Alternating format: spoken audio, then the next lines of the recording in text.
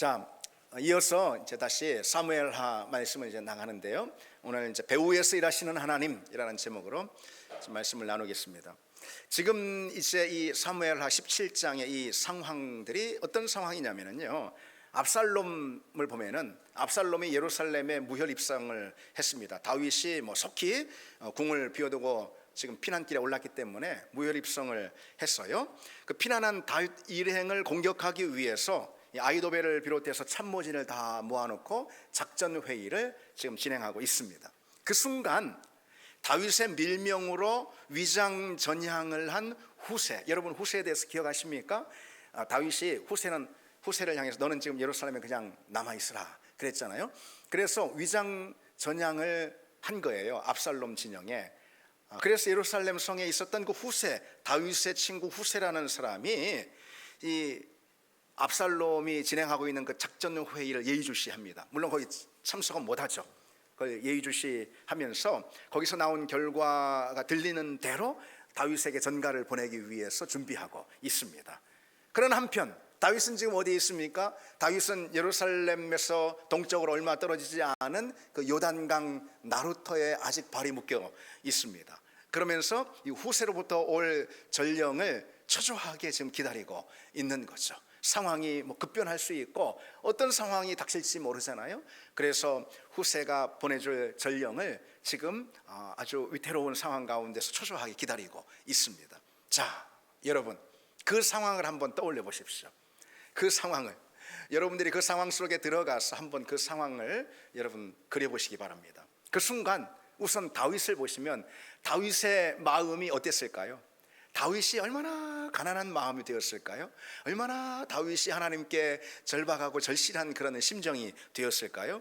다윗은 후세로부터 올 전령을 애타게 기다리면서 기도하고 또 기도했을 거예요. 하나님을 찾고 또 하나님을 찾았을 것입니다. 익히 다윗이 이런 기도를 했었잖아요. 사무엘하 15장에 나오는데 아히도벨의 모략을 어리석게 해주었어요. 하나님, 저 아히도벨, 그러니까 압살롬의 책략가인 저 아히도벨의 모략을 어리석게 해 주시옵소서. 이런 기도를 이 요단 나루터에서 계속해서 다윗이 했을 것입니다. 또 하고 또 하고. 그러면서 다윗이 또 이런 기도도 했습니다. 여호와여 일어나소서, 여호와여 일어나소서, 나의 하나님이여 나를 구원하소서. 이게 이제 시편 3편에 나오는 내용인데요. 시편 3편은 이 다윗이 압살롬을 피해서 달아나는 그 상황 가운데서 하나님께 올려드린 그런 기도거든요. 그러니까 이 요단 나루터에서 이런 기도를 했을 가능성이 매우 높은 것이죠. 여호와여 일어나소서, 일어나소서, 나의 하나님이여 나를 도우소서. 네. 다윗의 마음이 한마디로 말해서 가난한 마음이 됐다 이겁니다. 하나님 앞에 하나님을 찾는 그 가난한 심령이 됐던 거예요. 얼마나 절실해져서 하나님을 찾고 또 간절히 찾았습니다. 여러분 그런 것입니다. 예, 가난한 마음이 하나님을 찾게 하는 거예요. 결국은 가난한 마음이 하나님을 찾고 그래서 하나님을 찾을 때 결국 하나님의 은혜를 만나게 되는 거죠. 예, 그래서 주님께서 뭐라고 말씀하시죠? 심령이 가난한 자들은 복이 있나니 그들이 천국이 그들의 것임이라. 심령이 가난한 자가 천국을 복으로 얻는다는 것이죠. 가난한 마음을 갖게 하는 그런 여러 상황과 형편들, 그것은 분명 곤궁하고 그리고 힘들고 고단하고 절박한 그런 형편임에 틀림없지만 그럼에도 불구하고 그런 형편들이 내 인생에 또 내 믿음에는 너무나도 유익한 거예요. 왜? 그 가난한 마음을 가질 때 우리는 하나님을 찾게 되고 하나님을 찾을 때 우리는 하나님의 은혜를 경험하게 되기 때문에 그런 것이죠. 여러분 신앙생활 가운데요, 단언컨대 이렇게 말할 수가 있어요. 신앙생활 가운데 은혜와 복을 누리게 하는 최고의 통로는 무엇이냐? 그거는 가난한 마음이에요. 가난한 심령. 주님은 천국은 침노하는 자들의 것이라고 이렇게 말씀하신 바 있잖아요. 천국은, 여기서 말하는 천국은 하나님의 임재와 영광이다 이렇게 핵심적으로 말할 수, 물론 더 포괄적으로 말할 수 있겠죠. 그러나 핵심적으로 천국은 침노하는 자의 것이라 할 때 이 천국이라는 것은 하나님의 임재와 하나님의 영광을 뜻하는 것입니다. 그런데 그 천국은요, 침노하는 자가 얻는 선물이라는 거예요. 침략에서 빼앗는 자가 얻는 선물이라는 거예요. 그러면은 누가 천국을 침노하겠습니까? 누가? 가난한 마음, 천국에 대해서 하나님의 영광과 임재, 하나님의 그 은혜, 하나님의 손길에 대해서 가난한 마음을 가진 사람이 바로 천국을 침노하게 되는 것이고, 침노한 자가 천국을 얻게 된다는 거죠. 하나님의 은혜는요, 배불러서 미지근한 사람들의 것이 결코 아닙니다. 간절하고 절박해서 하나님이 절실한 사람, 하나님이 내게 절실해, 그 사람에게 하나님은 당신을 만나게 하시고 또 당신의 은혜도 베풀어 주시는 법입니다. 가난한 마음이 너무나도 중요합니다. 제가 최근에 우리 집 애를 군대에 이제 보내는 상황이 생겨가지고, 저도 예전에 제가 군 입대하고 군 생활하고 할 때가 이제 떠오르더라고요. 오래전 저도 이제 당연히 이제 군에 입대를 했고 훈련을 받았습니다. 6주간 이제 왜 신병 교육대라고 해가지고서 훈련을 받는데, 근데 그 당시에는요, 그 처음 넉 주 정도인가 해서요, 일절 훈련소 밖에 담을 넘어 훈련소 밖에 나가지 못하게 했습니다. 4주간은 신병 교육대 그 훈련 받는 그 훈련소 안에 그냥 딱 묶어 놓는 거예요. 그래서 일요일 주일이 됐는데도 이제 그 훈련소 담을 넘어서 조금 가면은 이제 부대가 나오고, 그 군 부대 교회가 있는데 그 교회에 가야 됐는데 가지 못하게 하는 거예요. 넉 주간은 그냥 딱 묶어놨어요. 그래서 저는 이제 정말 그때 간절해졌습니다. 그 간절했던 마음이 지금도 뭐 생생하게 떠오릅니다. 예배에 간절해지고요, 마치 사막에서 모기 타는 것처럼 예배 또 말씀 그리고 찬양 한 소절이 막 그렇게 간절하더라고요. 그리고 기도하고, 물론 뭐 예배 안에 있는 자리에서도 기도해야 있는 자리에서도 할 수가 있죠. 그러나 다르지 않습니까?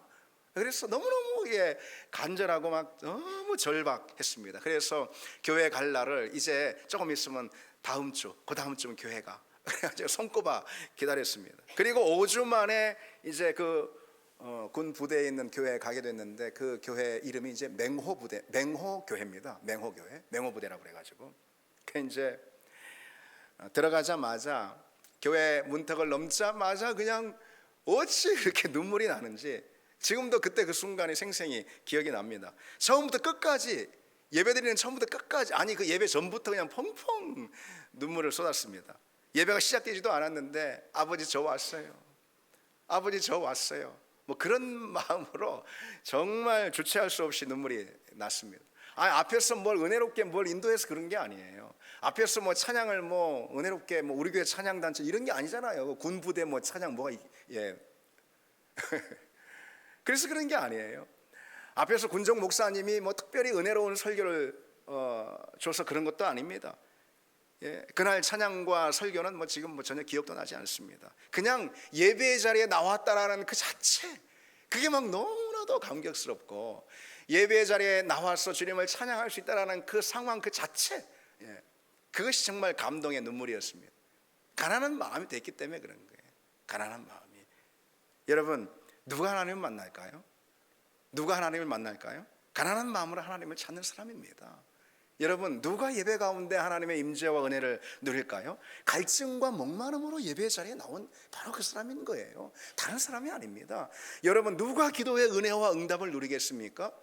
기도에 굶주린 사람이 기도에 굶주린 사람. 뭐 기도를 뭐 세련되게 어떻게 뭐 하고 기도를 오래 하고 그런 게 중요한 게 아니고, 기도에 굶주린 그 사람, 그 사람이 기도 가운데 베푸시는 하나님의 손길과 응답을 경험하게 된다는 거죠. 그럼 여러분, 꼭 아까 뭐 제가 뭐 군 입대 시절 말씀드렸듯이 꼭 뭐 예배 못 드릴 형편이 딱 되고 꼭 기도하지 못한 상황이 만들어지고 그래서 그렇게만 돼야지 가난한 마음을 갖게 될까요? 아닙니다. 그것은 결국 그렇지 않습니다. 진짜 믿음이라는 건 뭐냐면요, 늘 가난한 심령으로 하나님을 찾는 거예요. 아멘. 여러분, 이게 진짜 믿음이에요. 늘 예배하고 우리가 늘 기도하고 있지만 그럼에도 불구하고 그 가운데 가난한 마음이 되어서 진정 하나님을 그 가난한 심령으로 찾는 바로 그 사람, 그 사람이 믿음의 사람인 거죠. 여러분, 한번 생각해 보십시오. 우리가 그렇게 배고프다가 밥을 먹어요. 밥을 그냥 막 이빠이 먹어요. 그래서 목까지 찼어요. 그러면 뭐 그냥 진수성찬이 있어도 뭐 전혀 보고 싶지도 않죠. 그렇죠? 뭐 이 또 맛있는 거 있으니까 먹어보라고 하면 그건 먹을 수 있겠습니까? 그렇지 않습니다. 배가 왜 가득 찼는 걸? 그러나 여러분, 하나님의 은혜는 그렇지 않습니다. 하나님의 은혜는 그야말로 무한합니다. 무한합니다. 우리 인생 가운데, 아니 우리 인생이 만약 1000년이고 10,000년이라 하더라도 그 인생 가운데 하나님의 은혜를 우리가 얼마나 많이 누리고 한다 하더라도 하나님의 은혜는 다 채울 수가 없는 법이라는 거예요. 하나님의 은혜는 그만큼 무한합니다. 하나님의 영광과 임재의 은혜는 그만큼 놀랍습니다. 우리가 다 헤아릴 수 없을 만큼 놀랍습니다. 그래서 결코 우리가 그 하나님의 은혜를 충만히 가득 채웠다라고 말할 수 없는 거예요. 충만히 가득 채운 순간 우리는 무엇을 느끼게 됩니까? 가난한 마음을 느끼게 되는 거예요. 왜? 하나님의 은혜가 그만큼 무한하기 때문에, 강물처럼 바다처럼 무한하기 때문에 우리가 아무리 오늘 이 시간에 예배의 은혜, 또 기도의 은혜, 말씀의 은혜를 누렸다 하더라도, 그래서 내 스스로는 이게 다 찼어라고 생각할지 몰라도 하나님의 은혜에 대한 가난한 마음 우리에게 여전히 있는 것입니다. 그런 믿음이 과연 우리에게 있고, 그런 믿음의 시야가 우리에게 열리기를 바랍니다. 여러분, 연애하는 사람은 한번 보세요. 연애하는 사람 봐도 또 보고 싶습니다. 이런 말 하면 그렇습니다. 보고 있는데도 보고 싶어. 이게 뭔 말인지 몰라도, 하여튼 논리가 되는지 몰라도 보고 있는데도 보고 싶어요. 만나고 있는데도 만나고 싶어. 연애해본 사람은 알잖아요. 믿음이 그런 거라는 거예요. 믿음이 주님을 향한 마음이 바로 그렇게 간절하고 애틋해가지고요, 그 간절한 마음의 그 심령의 불길이 꺼지지 않습니다. 진짜 믿음은 바로 그런 믿음이고, 과연 여러분, 우리에게 그런 믿음이 주어지길 바랍니다. 그런 은혜가 있기를 바랍니다. 그래서 이번에 기회가 된 김에 말씀을 드립니다. 이번에 우리 특별 새벽 기도를 하잖아요. 그런 마음으로, 새벽 기도 하면은 하루가 엉클어지고 좀 힘들 텐데, 좀 그 일주일 정도 닷새요. 하루가 좀 엉클어지고 리듬이 좀 끊기고 그러면 어떻습니까? 새벽 나와서 기도하는 그 기도 자체가 얼마나 우리에게 정말 큰 은혜이고 유익이지 않습니까? 그러니까 여러분, 준비된 또 하나님께서 만찬을, 성찬을 준비하셔서 여러분을 다 부르고 계시는데, 새벽 제단 가운데 나와서 가난한 마음으로 하나님의 은혜를 누리는 그런 귀한 시간이 되기를 바랍니다. 배부른 행세를 하는 사람들이 있습니다. 전혀 안 그런데 피골이 상접해가지고 영적으로 배부른 행세를 하는 사람이 있어요. 왜 예배에 시도 때도 없이 빠지고 걸핏하면 예배를 늦습니까? 배불러서 그런 거예요. 배불러서. 왜 복음이 평범해 보입니까? 배불러서 그런 거예요. 왜 사역을 맡은 사람이 그 사역에 게을러집니까? 배불러서 그렇다니까요. 여기 예배팀, 우리 예배 인도자도, 그리고 또 싱어도, 또 이렇게 다 악기도 맡아 쓰는데, 처음 예배팀 예를 들어 싱어를 쓸 때 어떻습니까? 예배팀 처음 쓸 때, 그때 전날 잠도 안 와.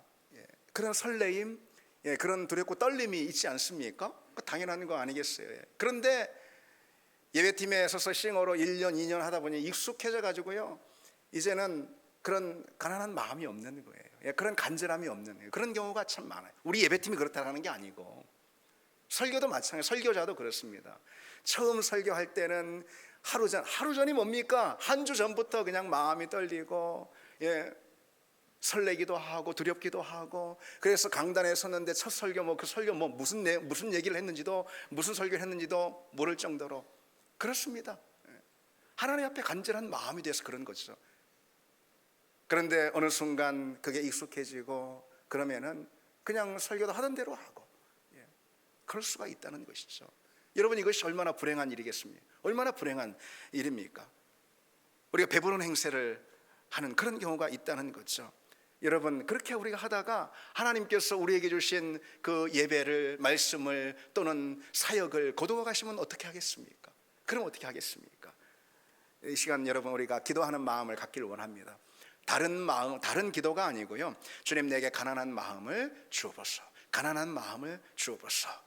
그래서 은혜에 대한 갈증과 갈망이 내 영혼의 목에서 끊이지 않게 해 주시옵소서. 그런 기도가 우리에게 있길 바랍니다. 자, 이제 오늘 본문을 보시면은요, 그처럼 다윗이 하나님께 아주 가난한 마음이 돼가지고요, 하나님을 찾고 있을 때에 그때 예루살렘에서는 이제 어떤 상황이 펼쳐집니까? 압살롬이 다윗의 피난 행렬을 공격하기 위해서 작전 회의를 참모들과 열고 있습니다. 거기서 이 아히도벨이니까 말하자면 참모장인 거예요. 아히도벨이 아주 간단하고 효과적인 작전 계획을 내놓습니다. 지금 당장에 정예병 12,000명을 내게 주소서. 그럽니다. 그러면은 그들 데려가서 이 다윗 피난 행렬을 급습해가지고 딱 다윗의 목숨만 딱 취하면은 그러면은 상황은 금방 종료되고 그러면은 큰 피해도 입히지 않습니다. 그렇게 해요. 그래서 이 작전은 뭐 누가 봐도요 아주 효과적이고 또 그리고 전격적인 그런 작전이기 때문에 성공률이 뭐 거의 100% 아니겠어요? 그래서 그 아히도벨의 계획을 듣고 다들 압살롬 비롯해서 거기 있는 모든 참모들, 장로들 전부 다 그게 옳다고 그렇게 하자고 다 동의를 했습니다. 그런데 갑자기 압살롬이요 자기도 동의를 해놓고 갑자기 후세를 불러가지고선 후세 의견도 한번 들어보자 그런 겁니다. 아니 후세하고 뭐 특별히 신뢰관계가 된 것도 아닌데 말이죠. 후세가 누굽니까? 아까 말씀드렸듯이 다윗의 사람 아닙니까? 다윗의 밀명을 받고 압살롬의 진영에 거짓 토항을 한 바로 그런 사람이에요. 그런데 느닷없이 후세를 불러서 그의 의견도 듣자고 하는 거예요. 아마도 이것은 뭐 성경에 이렇게 명확히 나와 있지는 않지만 그래도 추측해 보면은 아마 이래서 그러지 않았을까? 이 압살롬이 볼 때는 지금 자기가 예루살렘 성에 들어오기 전에 이 다윗이 그리고 예루살렘에 빠져나가기 전에 후세가 다윗과 같이 있었잖아요. 그러니까 이 후세의 의견을 들으면은 후세가 다윗을 치는데 훨씬 더 좋은 그런 유익한 도움을 주지 않을까? 뭐 아마 이런 생각 때문에 그러지 않았을까 싶습니다. 그렇게 이제 후세를 그 작전 회의의 자리에 부르거든요. 근데 여기서 또 압살롬이 실수를 하는 거예요. 방금 자기들이 이러이러한 작전 계획들을 이렇게 다 나눴다. 그러면서 그것을 다 술술 털어놓습니다. 후세에게. 뭐 굳이 그럴 필요가 없잖아요. 후세를 불러서 지금 다윗이 이렇게 도망갔는데 그 다윗을 효과적으로 칠 수 있는 그런 계획을 네가 한번 말해봐. 그러면 되는 거잖아요. 근데 뭐하러 아히도벨이 얘기한 그 작전 계획을 후세에게 다 털어놓냐 이 말이죠. 그렇게 됐어요. 그러니 후세가 그 얘기를 듣고 어때요? 사태의 심각성이 대단하다. 이것을 직감할 수 있는 것이고 아히도벨의 계획을 막는 선에서 자신의 계획을 자신의 방안을 얘기하지 않겠습니까? 그렇게 된 거예요. 이것이 후세는 그래서 적당한 말로 압살롬의 호기심을 끄는데 성공을 하는데요. 이런 이야기들을 대략 합니다. 오늘 말씀을 보면은 지금 다윗의 진영은 분기탱천에 있습니다. 후세가 압살롬에게 하는 말이 그들은 모두 압살롬 당신도 알듯이 대단한 군사들이 아닙니까? 그런데 왕궁을 빼앗기고 도망하는 처지가 되었으니 마치 새끼를 빼앗긴 암컴처럼 대단히 사나워져 있습니다. 그리고 다들 알듯이 다윗은 백전노장 아닙니까? 따라서 지금과 같은 상황을 대하는 아주 노련한 그런 이 계획이 다윗에게 다 분명 있을 터라 지금 다윗이 피난 행렬 가운데 섞여 있지 않고 분명 은신해서 반격할 준비를 다윗이 하고 있을 겁니다. 그 반격을 만약에 막기라도 한다면은 그래서 초반에 좀 어려움을 겪으면은 그러면은 우리가 되레 당할 수가 있습니다. 뭐 이런 식으로 말이죠. 그러니 압살롬이요 내 얘기를 들으소서 그러면서요 우리가 시간을 가지고 다윗에게 시간을 벌어주기 위해서 그런 거 실은 그렇죠? 우리가 시간을 가지고 단에서부터 부엘세바까지 중다하게 모래알처럼 많은 군사들을 우리가 다 모읍시다 그러는 거예요. 단은 이스라엘 북쪽이고 부엘세바는 이스라엘 남쪽이니까 이스라엘 끝에서부터 끝까지 바다의 모래알처럼 수많은 군대를 다 불러가지고 압살롬 당신이 직접 전쟁을 지휘하며 나가십시오. 그래서 마치 이슬이 온 땅에 내리는 것처럼 다윗을 그렇게 덮치면은 제 아무리 뭐 사자의 심장을 가진 다윗이라 하더라도 어쩔 도리가 없을 겁니다. 그런 식으로요.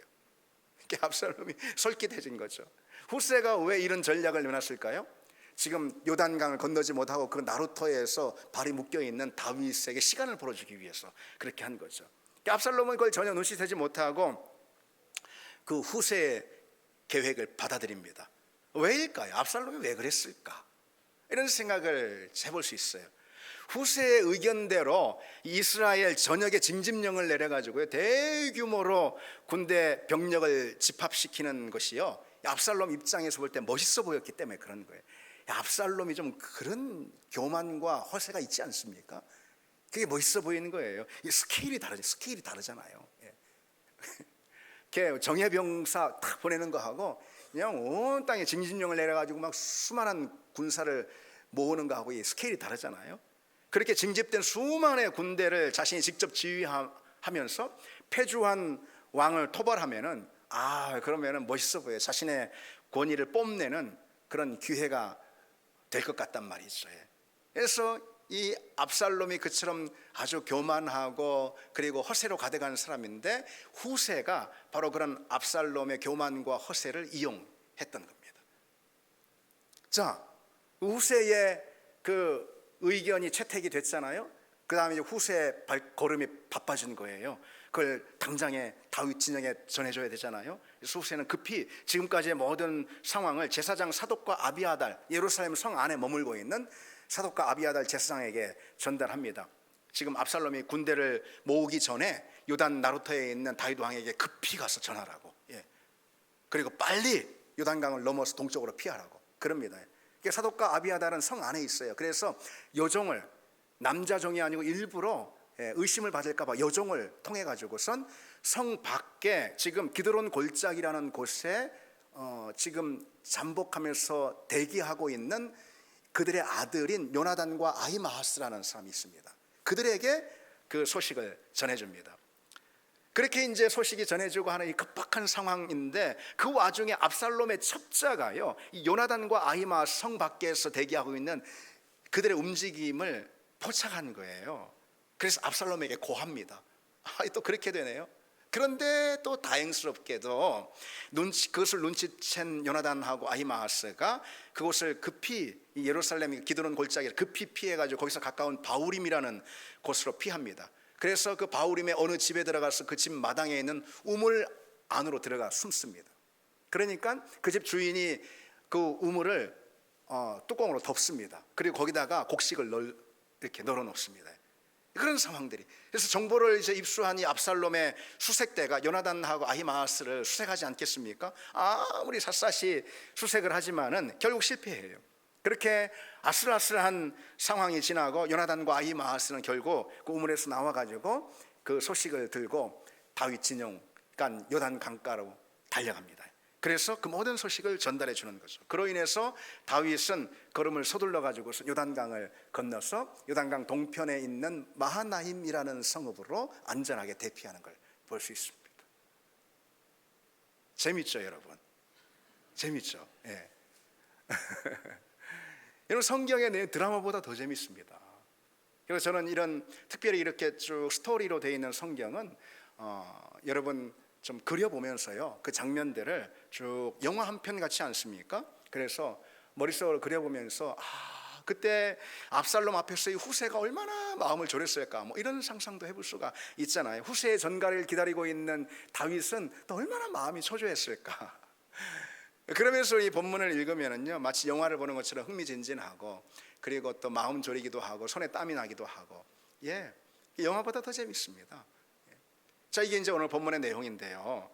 오늘 본문이 주는 메시지를 좀 생각을 해보면은요, 아히도벨이 이 작전 계획을 내놓을 때 압살롬과 그리고 이스라엘 장로들이 다 참모들이 옳게 여겼잖아요. 아히도벨의 그 작전 계획을. 그도 그럴 것이 아히도벨의 계획이 상식적으로도 다 맞아요. 근데 지금 이제 다윗이 어떤 상황이었기 때문에 그 아히도벨의 계획, 작전 계획이 더 상식적으로 맞냐면은 다윗이요, 후궁들도 버려두고 맨발로 도망할 정도로 그렇게 다급하게 예루살렘 궁을 떠나서 피난길에 올랐거든요. 그리고 지금 요단 나루터에 발이 묶여 있잖아요. 그 당장에 정예 부대를 보내면은 그럼 충분히 다윗 일행을 섬멸할 수가 있는 거예요. 아히도벨의 계략이 아주 타당하고 옳습니다. 효과적이에요. 그곳의 장로들도 다 의견에 동의했습니다. 그런데 뜻밖의 상황이 발생한 거예요. 아니, 압살롬이 느닷없이 후세의 의견도 들어보자? 그런 겁니다. 후세가 압살롬하고 특별한 관계가 있는 것도 아니었거든요. 그러는 거예요. 아니, 마음이 어떻게 그렇게 움직였는지 미스테리입니다. 그리고 결국은 후세의 의견을 택하지 않습니까? 아니 반란을 기획할 때부터 자신의 참모장으로 자신 곁에서 자기를 지켜주었던 그 아히도벨의 계획을 압살롬이 이처럼 그냥 단칼에 물리칠 수가 있단 말입니까? 아히도벨이 지금 압살롬에게 제시한 전략은 그야말로 일격에 다윗의 숨통을 끊어놓을 수 있는 그런 전략입니다. 그 작전이 정말로 역사 가운데 그대로 실행이 되었다면 다윗은 꼼짝하지 못하고 당했을 것입니다. 더군다나 지금 다윗은 피난 행렬이 그 요단강에 묶여 있어요. 압살롬의 정예부대가 기습을 하면 뒤에는 요단강이 있고 앞에는 압살롬 기습을 하고 속수무책 당할 수밖에 없는 그런 상황이었다는 것이죠. 그럼에도 불구하고 다시 말해서 아히도벨의 계획이 그처럼 효과적이고 전격적이고 옳음에도 불구하고 그 아히도벨의 계획이 폐기되고 후세의 계획이 채택이 된 거, 무엇 때문에 이런 일이 있을 수 있었을까? 하건 하나님의 배후에서 일하시는 역사 아니겠습니까? 다른 어떤 것으로 설명할 길이 없어요.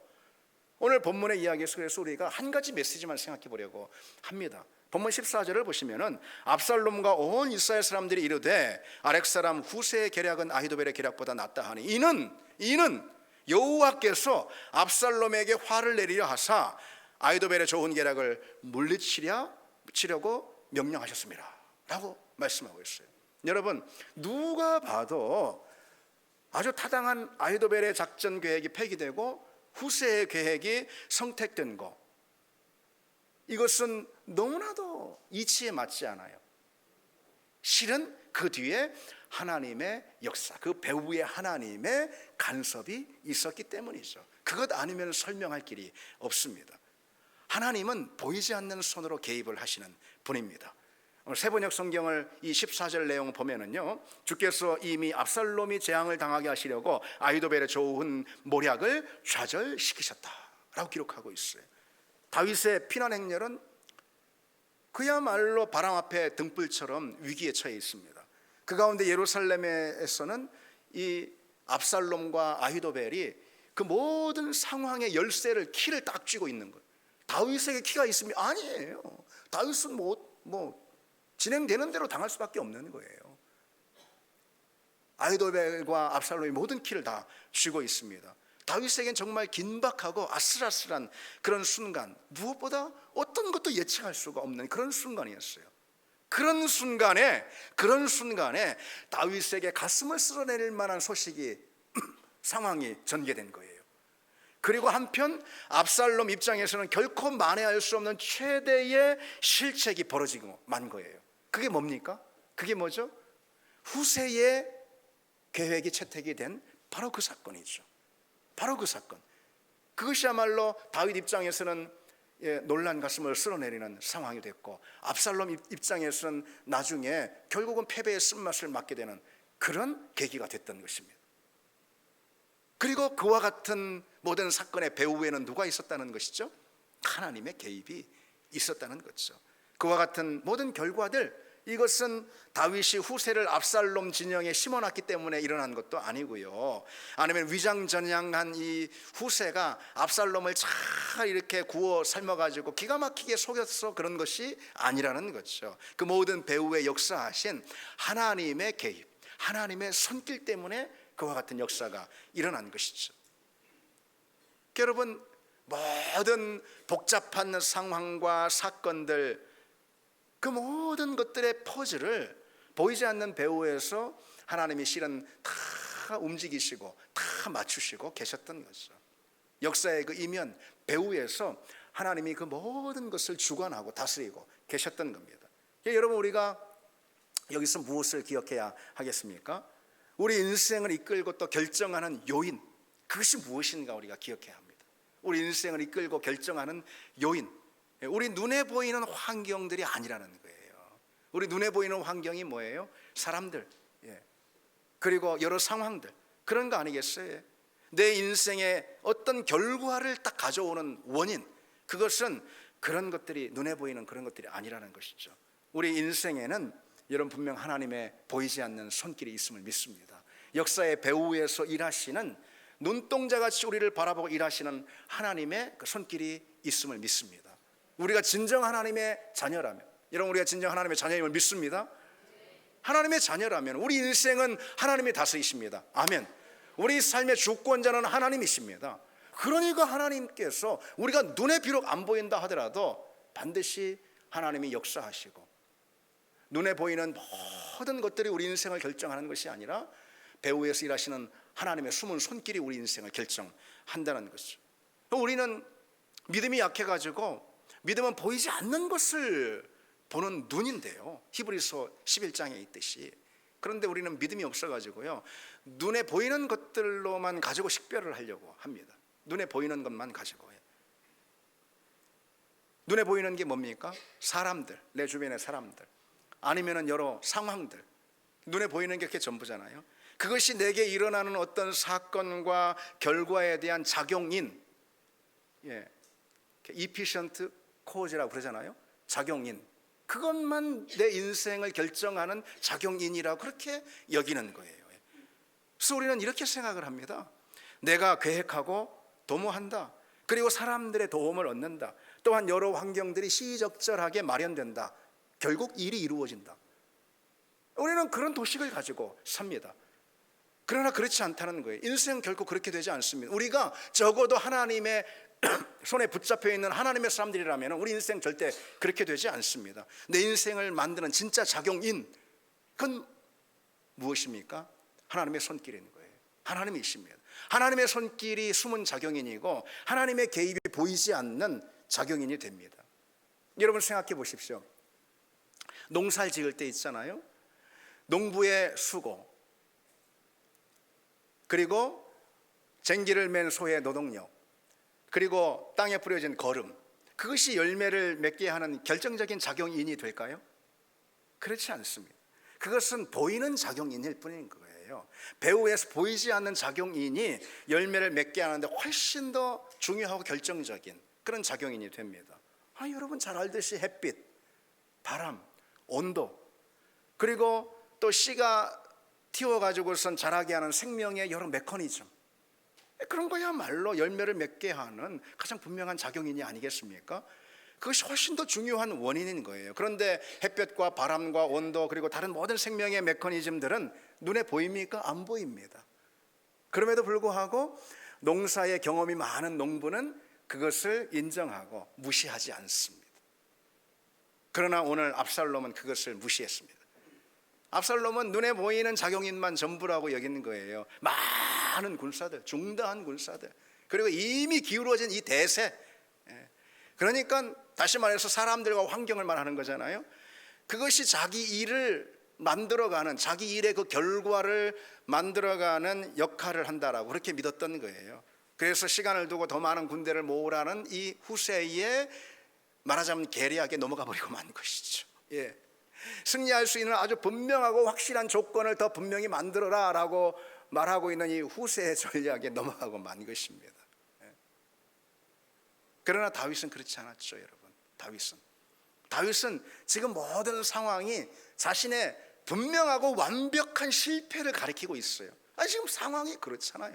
이 상황을 어떻게 뒤집어.